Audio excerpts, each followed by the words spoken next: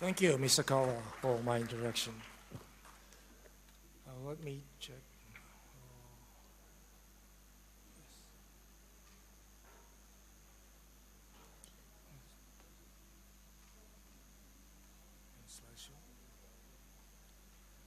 Thank you. I'd like to talk about one of the most advanced technology in the field of energy, hydrogen. Hydrogen is expected as an energy carrier in the next generation or next generation. And Japan has working for energy system, I mean hydrogen energy system for a long time. So let me, I would like to talk about these things. Let me start with the history of hydrogen energy system development. Hydrogen energy system was have been worked or have been conducted development since 19th century. For example, in Germany, SWB project, solar Wasserstoff-Ion project, was conducted started from 1986, and they demonstrated. Their target was demonstration of hydrogen power production from solar energy and hydrogen utilization technology at industrial scale. So they manufactured a truck trailer for deliver liquefied hydrogen, LH2, and made some hydrogen refilling station in Hamburg in 19th century. They also made a project with Saudi Arabia called High Solar Project. They are intended to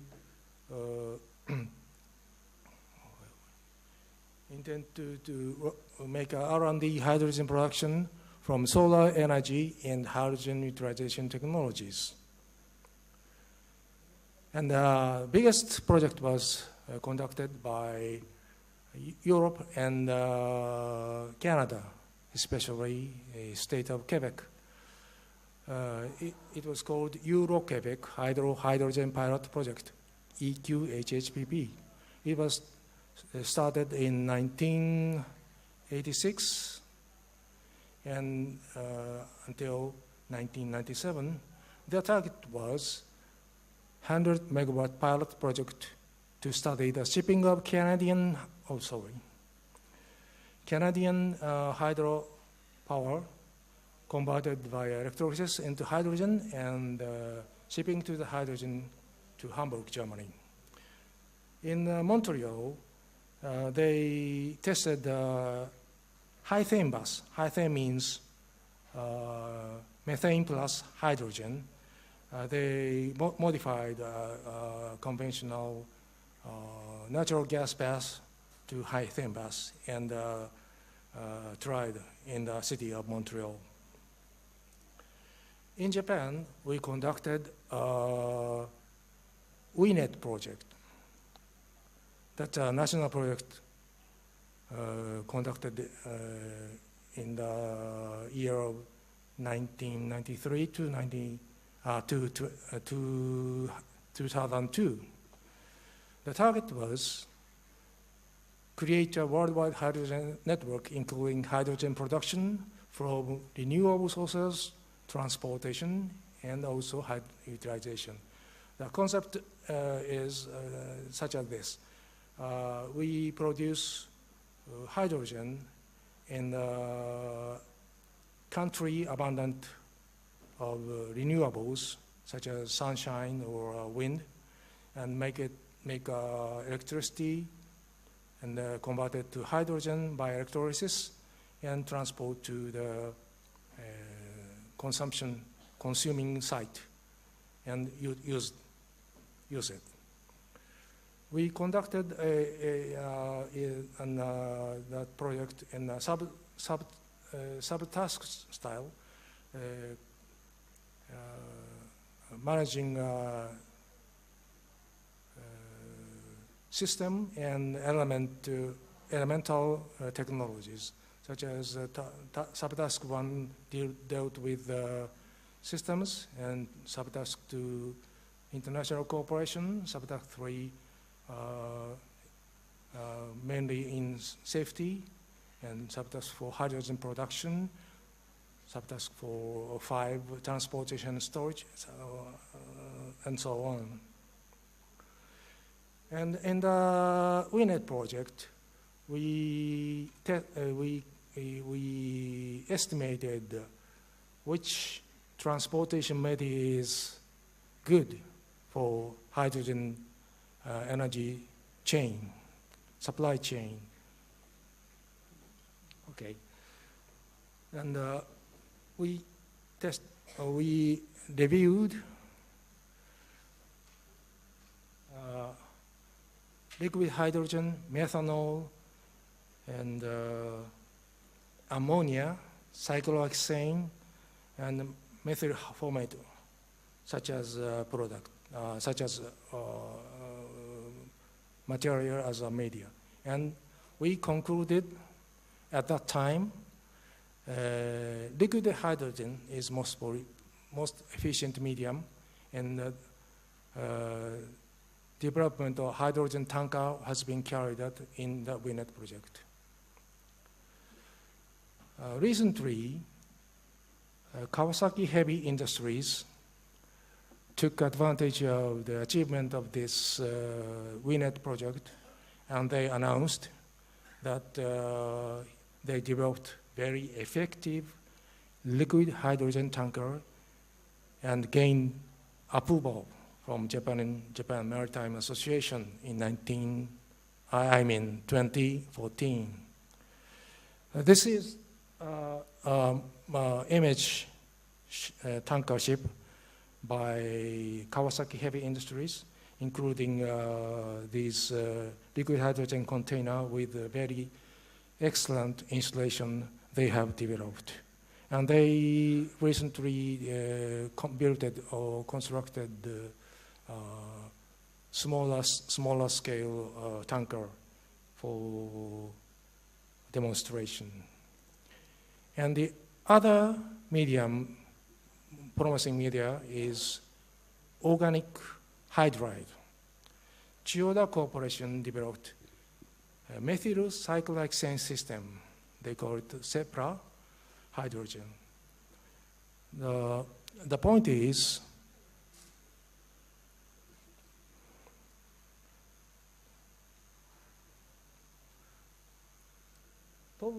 toluene is hydrated in the hydrogen production area, and toluene is hydrated to methyl cyclohexane and transported in a usual tanker, usual as a tanker which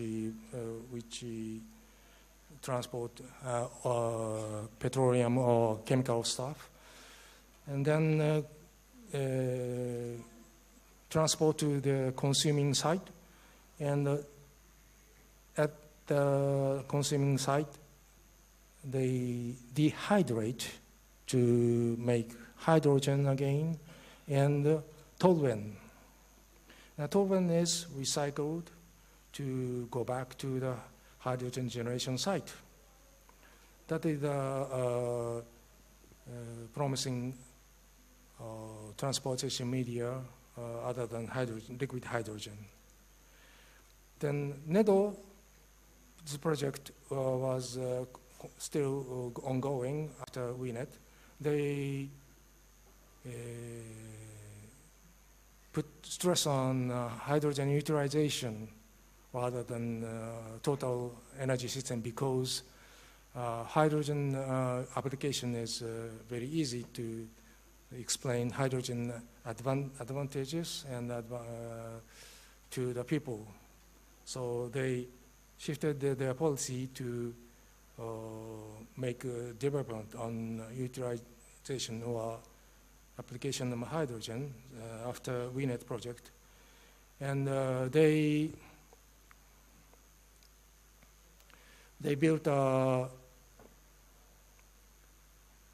several hydrogen filling station for FCVs in the metropolitan area. FCV means fuel cell vehicles.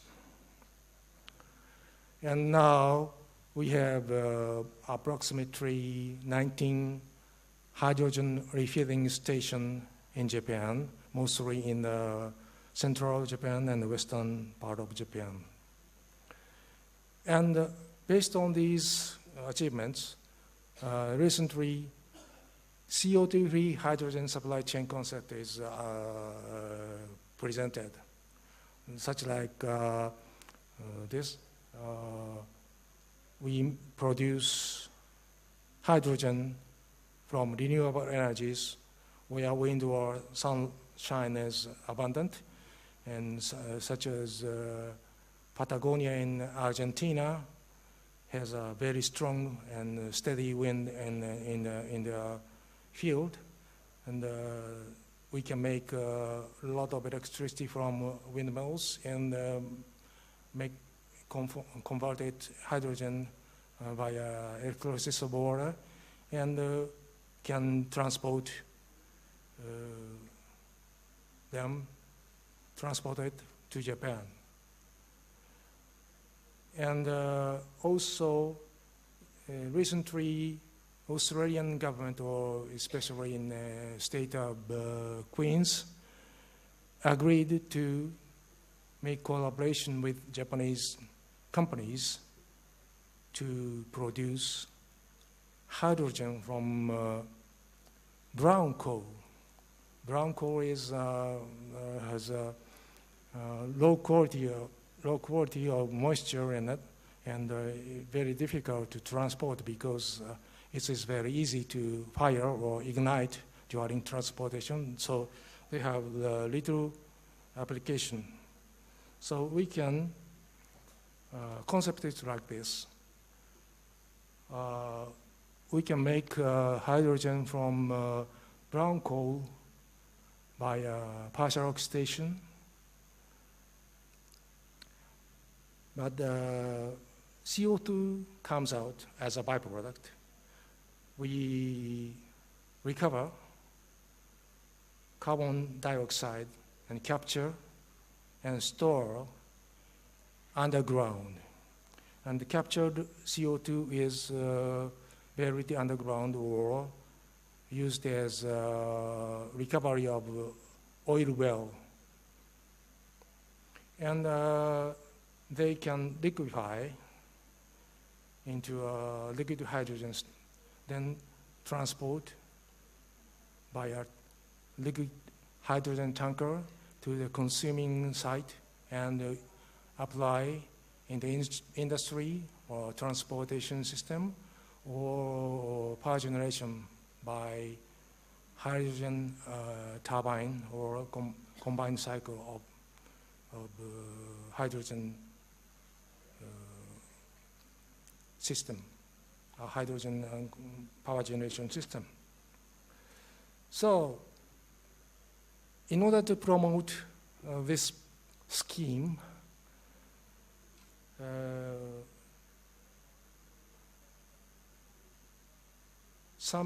four private companies, including Kawasaki Heavy Industries,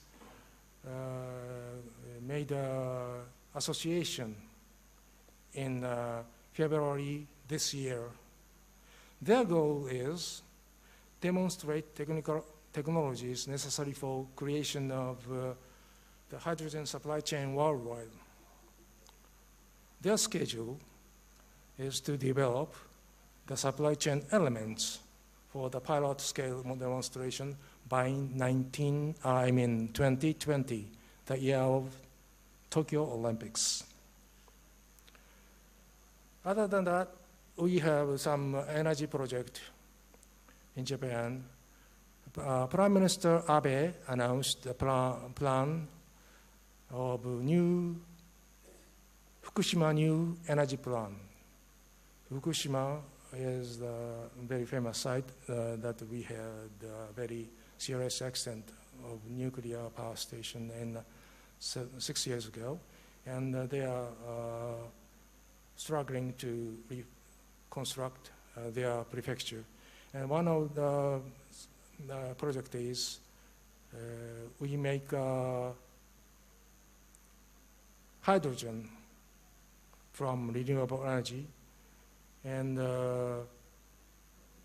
transport to Tokyo and use it, especially at the Tokyo Olympic Village, which looks like this. This is constructed, the coast side will be coast side of Tokyo Bay. In the village, they have a hydrogen station and other commercials, HD piping and other commercial facilities in the Olympics, in the Olympic Village. Fukuoka also has a very driving hydrogen strategy project, which is called High Life Project. Fukuoka is located in Kyushu Island, which is a west side island in the Japanese archipelago. And Fukuoka is located at the north part, most north part of Kyushu Island. They have a very close location with Kita-Kyushu and also Kyushu University, campus of Kyushu University is located in Fukuoka. So this is the image of International Research Center of Kyushu University campus. About the center, Professor Akiba will be told you more precise data in the next session. Other than Fukuoka, we have some smart community projects also in Japan. Yokohama, Toyota Motors is, has a main factory in the Toyota city, and Kyoto area, and Kita-Kyushu, which was previously talking to you. And in this project, the key parts is fuel cell. As you know, we have 4 types of fuel cells based on electrolyte types: phosphoric acid, molten carbonate, solid oxide, polymer electrolyte. Phosphoric acid is very old and very stable, and we have also more than 50 units, and some units in molten carbonate. And most popular FC fuel cell is polymer electrolyte type. And Toyota released FCV fuel cell vehicle in 2015. And home cogeneration power generation system for home, we call it NFARM in 29. And first cells operation. Okay, and this is the polymer type cogeneration system, which we have already more than 200,000 units in Japan. And this is the Toyota Mirai, released in 2014. And this is also the new fuel cell vehicle produced by Honda Clarity. We have some proposal, and which will be talked by next speaker, Mr. Kunitomo. Thank you for your attention.